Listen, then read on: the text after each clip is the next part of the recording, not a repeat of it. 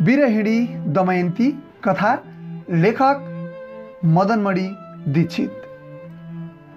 मध्यरातमा कर्कोटक नागहरूको त्यो गाउँ बाहिर घनघोर जङ्गलको एकान्त छाप्रामा उसलाई केही नभनी एक्लै परित्याग गरेर हिँड्ने निषदराज नललाई विदीर्ण हृदयले खोज्दै कोमलाङ्गी वैदर्भी दमयन्ती जङ्गलको गोरेटामा हिँडिरहिन्। दमयन्तीले नलसित आनन्दित र सुखी जीवन बिताएकी थिइन्। ती वर्षहरूमा तिनी आफ्नो चारैतिर जताततै नललाई मात्र देख्थिन्। कर्कोटक नागहरूको त्यो वनमा पनि तिनमा जताततै नलको भ्रम हुन थाल्यो।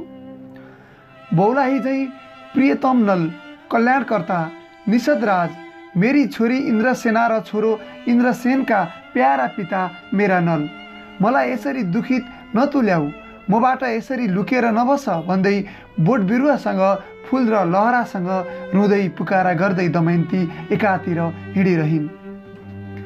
आफूसँगै नल छैनन् भन्नेमा विश्वस्त रहेर पनि दमयन्तीले विश्वास नै गर्न सकिनन्। अश्रुधाराले छुपिएका तिनका आँखाबाट तिनी प्रत्येक फुल र हरिया पातमा, वनको प्रत्येक सुगन्धमा, वनमा देखिने चराचुरुङ्गी, मृग र पशुमा नलकै रूप देख्थिन् र फेरि आफैसित तर्सिँदै आफूलाई सम्हाल्थिन्। तैपनि वियोगको त्यो उत्कट ज्वालामा दमयन्तीको हृदय भस्मीभूत हुँदै गयो।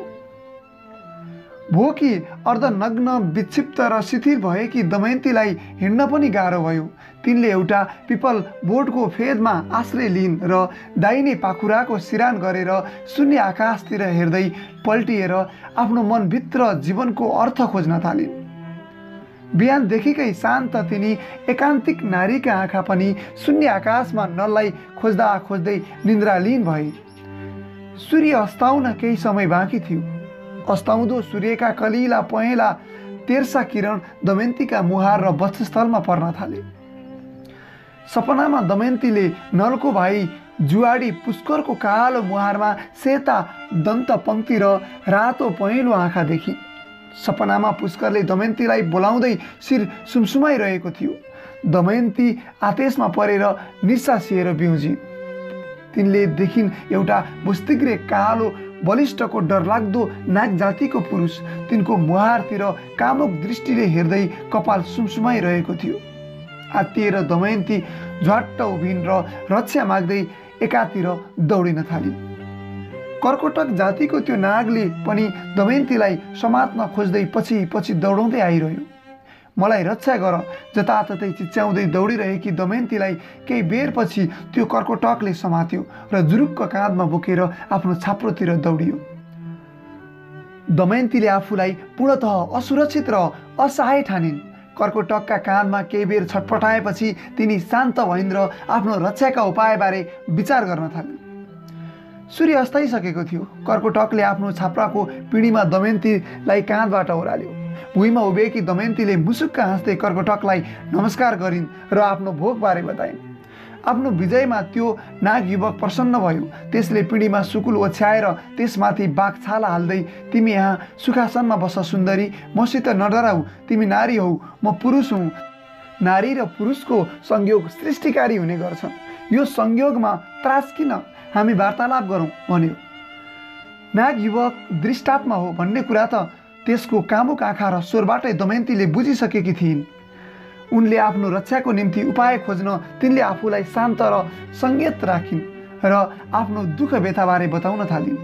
नाग युवकलाई आफ्नो कथा बताउँदा दमयन्तीले नलले जङ्गलको बाटो बिराएर हराएको कुरा मात्र गरिन्। यसको पति नल हरायो, वन एकान्त छ। त्यहाँका नाग नर नारीलाई, यस्ती सुकुमारीलाई मैले नगरबाट हरण गरी ल्याएको हुँ भनी आफ्नो बहादुरीको बखान गरेर आफ्ना गाउँलेलाई प्रसन्न तुल्याउनेछु। यी नारी मेरी भइसकिन्, यिनीसित राति सुखभोग गर्नेछु भन्ने विचार गर्दै कर्कोटक नागले दमयन्ती सामु त्यहाँ कुरा गर्यो पनि। दमयन्तीले आफूले रक्षक पाएर सन्तुष्ट भएको छु भनी आफ्नो प्रसन्नता जस्तो समेत प्रकट गरिन्। नागले दमयन्तीको भोगको कुरा सम्झियो र तिनका निम्ति कन्दमूल र दुधको खिरका साथ मृगको सुकुटी पकाउने र पोल्ने कुरा गर्यो। दमयन्ती खुसी भइन्। छाप्रामा आगो बालेर कर्कोटक नाग युवक भोजन पकाउनमा लाग्यो। बाहिर पिँढीमा निष्पट्ट अन्धकार छ। उज्यालो चाहियो भनेर दमयन्तीले चुलाबाट एउटा अगुल्टो मागेर पिँढीतिर लागिन्। दमयन्ती पाएर उन्मत्त र प्रसन्न भएको नाग युवकले छाप्रोको कुनाबाट जौको जाँडको घैँटो ल्याएर आफू खाँदै दमयन्तीलाई पनि दियो। आफूलाई भोजनसँगै मात्र मदिरा मनपर्छ, त्यस बेला मात्र खानेछु, बरु तिमी आफूले खाऊ भन्दै दमयन्तीले मायालु हातले नाग युवकलाई मदिरा खुवाउँदै रहिन्। कन्दमूलको खिर पकाउँदा पकाउँदै कर्कोटक उग्न थाली। दमयन्तीले छाप्राको ढोका र पिँढीमा जाँड पोखेर अगुल्टाले ढोकाको जाँड र छाप्रोमा आगो लगाइदिन् र त्यहाँबाट पूर्व दिशामा सुइकुच्चा ठोकिन्। कर्कोटक नाग युवकबाट त्यसरी छुटकारा लिए पनि एक कोस पूर्वतिर गएर दमयन्तीले सिसङपा रुखका हाँगामा सावधान बसी रात गुजारिन्। किङ कर्तव्य विमुड तथा सधैँ अपराजिता रहेकी तर त्यस बेला आफूलाई पराजित अनुभव गरेर बिह्वल भएकी दमयन्ती 3 दिनसम्म जङ्गलको माझ बिह्वल हुँदै र बाटामा पाएका कन्दमूल खाँदै हिँडिरहिन्। जङ्गल बीचका साना खुला ठाउँमा 6-7 घर भएका निषाद र नागको बसोबास देखिँदा ती घरसित समेत तर्सिएर दमयन्ती वन्य प्रान्तकै बाटो हिँडिरहिन्। एकान्त यात्रामा ती एक्ली नारीले आफू र वनस्पति तथा पशुपन्छी अनि नलबीच एकात्मकता रहे जस्तो अनुभव गर्ने गरिन्। वनको बाटामा आफ्नो सामान्य रक्षाका निम्ति तिनले हातमा एउटा लट्ठी लिएकी थिइन्। कुनै अजिङ्गर, कर्कोटक वा निषाद युवकले फेरि बलजफ्ती गर्न नपाओस्, त्यस्ता कुनैले देखिहाल्यो भने पनि कुरूप र बौलाई ठानेर त्यस्ताले आक्रमण नगरून् भन्ने विचार गर्दै दमयन्तीले आफ्नो केशलाई धुलाले मुसारेर जगल्टा जस्तो बनाइन्। आफ्नो रूपलाई हिलो दलेर विकृत तुल्याइन्। मानिसको परिचय उसको शरीरले भन्दा पनि उसको मस्तिष्क र हृदयले दिने हुँदा शरीरलाई जति सुकै क्षत विक्षत तुल्याए पनि दमयन्तीको हृदय र बुद्धि भविष्यको उज्यालो आशामा नलप्रति झन्झन बढी मुग्ध र कोमल हुँदै गयो। जहिले जुन रूपमा भए पनि आफ्ना पति नललाई आफूले अवश्य नै फेला पार्नेछु भन्नेमा तिनको विश्वास झन्झन दृढ हुँदै गयो। तेस्रो दिनको साँझ सूर्यास्तको समयमा वनका बीच खुला ठाउँमा रहेको खेतमा देखा परिरहेको एउटा ठुलो ढुङ्गा नजिक पुगेर दमयन्ती अडिइन्। तिनले चारैतिर हेरिन्। टाढा पूर्वतिर पातलो जङ्गलको पहाडी केही छाप्रा रहे जस्तो तिनलाई लाग्यो। 3 दिनदेखि नरनारीको मुखसम्म नदेखेकी दमयन्तीमा मानिसको सान्निध्यको अनुभवले आनन्द दिन थाल्यो भने आशाका लहर पनि उठ्न थाले। सूर्यास्त हुँदै गयो। टाढाका तिनै छाप्रातिरबाट कुखुरा बासेको स्वर तिनले सुनिन्। त्यो स्वरले उल्लासमय मनोदशामा पुगेकी दमयन्तीको मनलाई तिनै छाप्राका नरनारीतिर, मानिसको सामिप्यतिर तान्न थाल्यो। तथापि दमयन्तीले प्रबल आत्मनियन्त्रणलाई अँगालेर खेतका हरिया मुना र कलिला काँचा जौका झारद्वारा भोकलाई शान्त पार्दै त्यही ढुङ्गामाथि लम्पसार परे। 3 देखि निद हराएकी दमयन्ती तुरुन्तै गहिरो निद्रामा परिन्। मध्यराततिर नललाई सम्झिएर बरबराइरहेकी दमयन्तीको आँखा खुल्यो। कालो नीलो आकाशमा उत्तरतिर ध्रुव तारा, त्यसको दाहिनेतिर 7 तारा र देब्रेतिर 5 ताराका उज्याला तारा मण्डलले तिनलाई मोहित तुल्यायो। पूर्वदेखि पश्चिमतिर केही दक्षिणतिर ढल्किएको आकाशगङ्गा दमयन्तीका दृष्टिमा सङ्गीतमय हुन थाल्यो। आकाश र पृथ्वी यस्ता सुन्दर छन्, तिनका बीच आफू एक्ली विरहिणी अवस्थामा अनुभव गरेर दमयन्ती कोमल मधुर स्वरमा वियोग र पीडाको गीत गाउन थालिन्। कति बेरसम्म तिनले गीत गाइन् तिनले आफै थाहा पाइनन्। आकाशमा बिस्तारै बिस्तारै उब्रिएर आउँदै पाताला बादलले त्यो सुन्दर आकाशलाई दमयन्तीका हृदयमा धुमिल तुल्याउँदै लग्यो।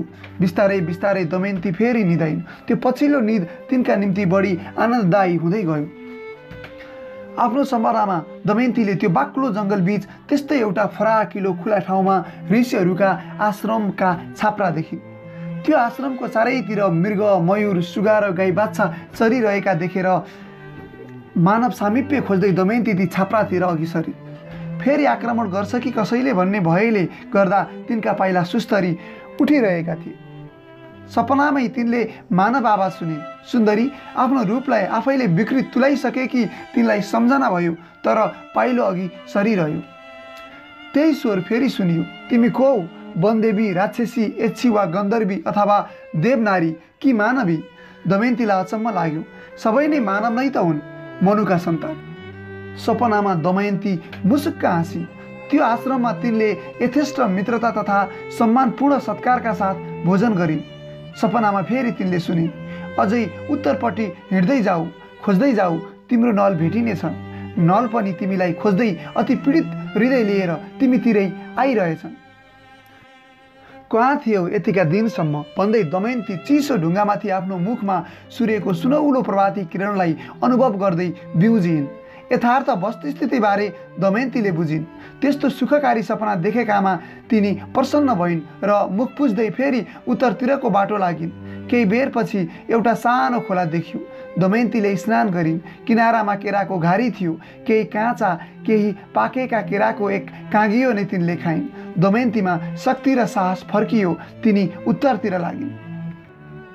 निकै बेर हिँडेपछि जङ्गलका बीचमा तिनले अस्पष्ट तर ठुलो आवाज सुनिन्।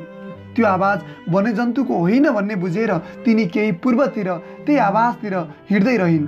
केही बेर हिँडेपछि दमयन्तीले घोडा गोरु र गाडामा चढेका लगभग 50देखि 60 जना मानिसको डफा देखिन्। गाडा निकै थिए। गाडामाथि खरपातका घुमाउरा छाप्रा हालिएका थिए।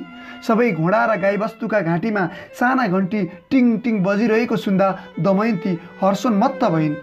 त्यस्तै दमयन्तीलाई देखेर मानिस अघिल्लो गाडातिर डराउँदै चिच्याउँदै दौडिँदै गए। अघिल्लो गाडामा तिनीहरूले केही बेर कुरा गरेपछि उज्यालो सेतो लुगामाथि सुनको मुकुटलाई पहेँलो फेटाले बाँधेको, कम्मरमा चाँदीको बुट्टे पाताको माला पहिरी एउटा प्रौढ पुरुष निस्केर दमयन्तीतिर आयो। त्यस पुरुषले दमयन्तीको परिचय सोध्यो।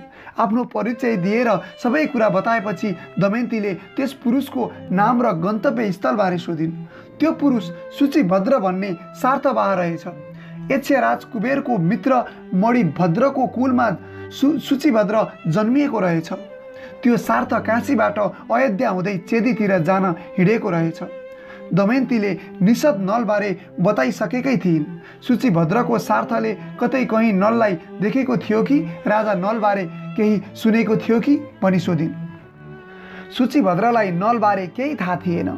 विदर्भकी कन्या दमयन्तीबारे सुनेर र कुरा गर्दा सेठ सूचीभद्रले तिनी शिथिल भएकी बारे बुझ्यो र भोजन गर्न आग्रह गर्यो। कयौँ दिन पश्चात दमयन्तीले मृगको सुकुटी, दही, भात र नुन हालेर उसिनेको कन्दमूल तथा दुध खाइन्। अचम्म मानेर तिनीतिर सेठ हेरिरह्यो। त्यसले भन्यो, सुन्दरी वैदर्भी चेदी ठुलो जनपद हो। नल त्यहीँ फेला होलान्, नत्र तिनका बारे त्यहाँ थाहा पाइनेछ। अहिले तिम्रो अवस्था कुनै निषादी जस्तो छ। तिम्रो शरीरमा यी झारपात अवश्य नै सुन्दर देखिन्छन्, तर म तिमीलाई वस्त्र अर्पित गर्छु। ती बलकलको परित्याग गरेर आफ्नो कपाल पनि काङ्गियोले सम्याऊ। नललाई भेट्ने आशामा दमयन्तीलाई आफ्नो पूर्व सौन्दर्यको सम्झना भयो। तिनले वस्त्र फेर्न स्वीकार गरिन्, तर साँझको स्नान र सन्ध्योपासनापछि मात्र भनिन्। सूचीभद्र सेठ आफ्नो गाडामा गयो।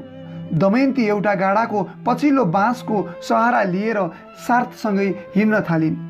आधा कोस जति गएपछि मध्याहको सूर्यको रापले सेक्न थाल्दा सूचीभद्रको सार्थ पद्म सौबन्धिक भन्ने अति ठुलो तलाउको किनारामा जङ्गलबाट निस्केर पुग्यो। त्यो विशाल सरोवर अति रमणीय र सुन्दर थियो। राप र जङ्गलको उकुस मुकुसयुक्त निश्चलतामा पिल्सिएको र निसासिएको त्यो सार्थ एकैछिन सरोवरको किनारामा अडियो। सूचीभद्रले भनेर केही युवकले सरोवरको किनारामा बस्न, नुहाउन र भोजन बनाउन मिल्ने ठाउँ खोजे।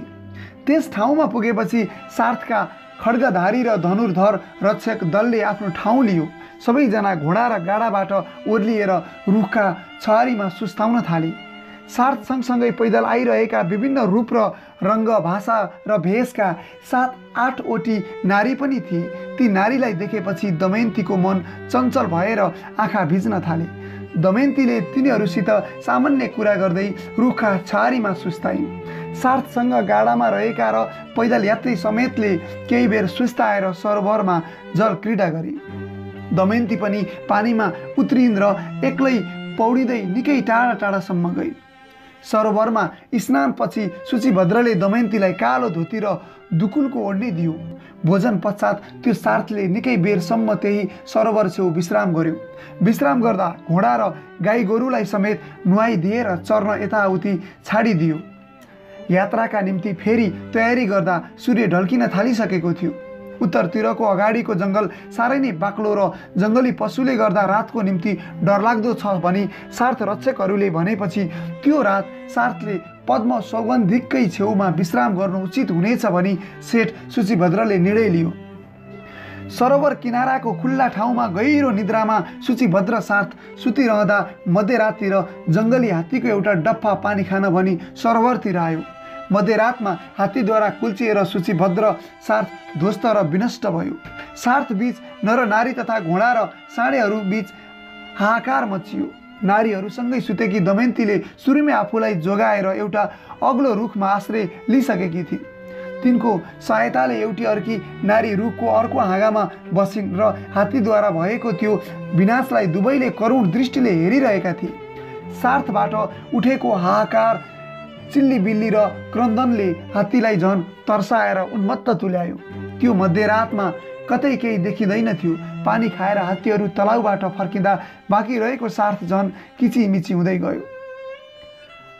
बिहानको सूर्योदय हुँदा पनि छतबिछत भएका केही नरनारीको ऐया र रोदन चलिरहेको थियो। रक्षक दल र पदयात्री मध्ये रुख चढेकाहरू 10-12 जना बाहेक सबै मरिसकेका नत्र असाध्यै घाइते भइसकेका दमयन्तीले देखिन्। सूचीभद्रको छातीमै हात्तीको पाइला परेको रहेछ। रुखबाट ओर्लिएकी दमयन्तीले रुखमा आफूसँगै रहेकी नारीलाई भनिन्, हेर त बहिनी, सृष्टिकर्ताले मेरो यो शरीर जीवनभरि दुःखै भोग्नका निम्ति बनाएको रहेछ। तर हेर आज मेरा आँखामा यो विभत्स दृश्य सामु समेत आँसु नै छैनन्। कति पीडा भोगिसकेँ मैले।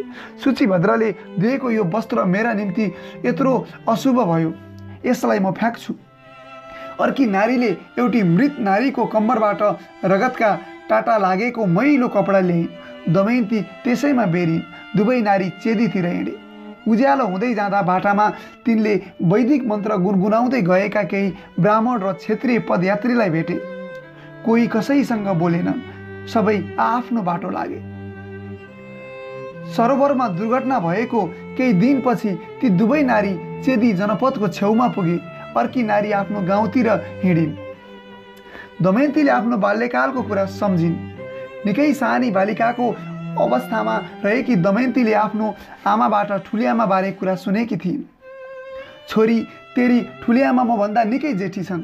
त जन्मने भन्दा निकै वर्ष पहिले मेरी दिदी सुनन्दालाई चेदीराज सुबाहुले अपहरण गरेर लगी आफ्नी पत्नी बनाएका थिए। त्यो सम्झनाले दमयन्तीमा ठुलो शङ्का उत्पन्न गर्यो। सामुन्य चेदी छ, त्यहाँ सुबाहु र ठुलिआमा सुनन्दा छन्। तिनले मलाई चिने भने नमिठो हुनेछ, तैपनि चेदी जानै पर्छ। नल फेला परिहाल्छन् कि? दमयन्तीले फेरि आफ्नो केश, वस्त्र र मुहारलाई विकृत तुल्याइन्। निषदराज नलबाट बिछोड भई हिँडेदेखि घाममा परेर तिनको मुहार र शरीर त्यसै पनि डढेर कालो भइसकेको थियो। चेदी भित्र पस्दा दमयन्तीलाई बौलाई जस्तै देखेर सडकका केटाकेटी हाहा हु गरी चिच्याउँदै गिज्याउँदै दमयन्तीका पछि लागे।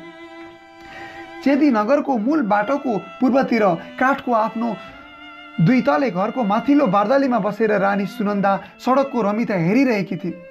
बौलाई जस्ती दमयन्तीमा ती वृद्धाको दृष्टि पर्यो। दमयन्तीको मुहारको ओज र देहयष्टितिर तिनको ध्यान गयो। आफ्नो सेवकलाई हराएर तिनले दमयन्तीलाई आफू छेउ बोलाइन् र परिचय सोधिन्। दमयन्तीले आफ्नो यथार्थ परिचय लुकाएर आफूले एउटा सम्भ्रान्त परिवारमा सेठकी पत्नीको सिँगार पटार गर्ने सुसारे भएर काम गर्ने गरेको बताइन्। आफ्नी युवती हुन लागेकी छोरीका निम्ति सुनन्दा कुशल सुसारेको खोजीमा थिइन्। सुनन्दाले दमयन्ती सामु आफ्नी छोरीको सुसारे सैरन्ध्रीको काम स्वीकार गर्न आग्रह गरिन्। तपाईँ रानी मेरी माता सरह हुनुहुन्छ, तथापि मेरा 3वटा शर्तलाई स्वीकार गर्नुहुन्छ भने मात्र म यो काम गर्नेछु भनिन् दमयन्तीले। मैले कसैको जुठो खान नपरोस्, कसैको पाउ दाब्न नपरोस् र कुनै परपुरुषसित बोल्न नपरोस् भन्ने आफ्नो शर्त प्रस्तुत गरिन्। सुनन्दाले 3वटा शर्तलाई स्वीकार गरेर छोरीलाई बोलाएर, तिमी सैरन्ध्री अबदेखि यिनको हेरविचार र स्याहार सुसारमा बस्नु भनी आदेश दिइन्। निषदबाट नलसँगै निस्केकी दमयन्ती चेदी नगरमा आफ्नी ठुलिआमाको भवनमा सैरन्ध्रीका रूपमा रही निषदराज नललाई जसरी भए पनि खोजेर फेला पार्ने उपायबारे सन्तोषका साथ विचार गर्न थाली।